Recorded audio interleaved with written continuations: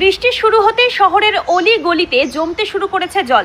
ধূপগুড়ি শহরের 14 নম্বর ওয়ার্ডের নেতাজি পাড়ার একটি গলি জলমগ্ন হয়ে রয়েছে। এলাকাবাসীর অভিযোগ, জলাভূমি ভরাটের ফলে জলমগ্ন পরিস্থিতি সৃষ্টি হয়েছে।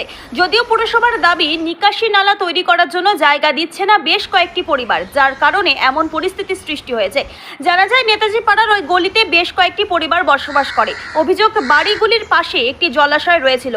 সেই জলাশয়ের মালিক জলাশয়টি মাটি দিয়ে ভরিয়ে ফেলে। এর ফলে বর্ষার বৃষ্টিতে জল বের হওয়ার রাস্তা না থাকার কারণে এলাকাটি জলমগ্ন হয়ে পড়েছে। বেশ কয়েকটি বাড়ি জলমগ্ন হয়ে রয়েছে। যদিও পুরসভার পুর প্রশাসক বোর্ডের ভাইস চেয়ারম্যান রাজেশ কুমার সিং বলেন, না, একাধিক ওয়ার্ড নয়, দুই একটা জায়গা হয়েছে। সেটা 14 নম্বর ওয়ার্ডে একটা জায়গা আছে, কিন্তু যেখানে আমরা একটা ট্রেন করার জন্য কয়েকবার আমরা গেছি, কিন্তু যার জায়গা সেই জায়গাটা দিচ্ছে না। তাই আমরা কোনো ড্রেন যদি করতে না পারি, স্বাভাবিক কারণে আমাদের পক্ষে তো সম্ভব হবে না। আমরা অনেকবার মিটিংও করেছি, এখানে 2.5 ফুট কার জায়গা এই নিয়ে অনেক সমস্যা। আমরা বারবার বলেছি যে যদি জায়গা দেয় আমরা ইমিডিয়েটলি 7 দিনের মধ্যে ড্রেন আমরা টেন্ডার ঝুলিয়ে দেবো, কিন্তু যদি কেউ জায়গা না দেয় ড্রেনটা কোথায় করবো?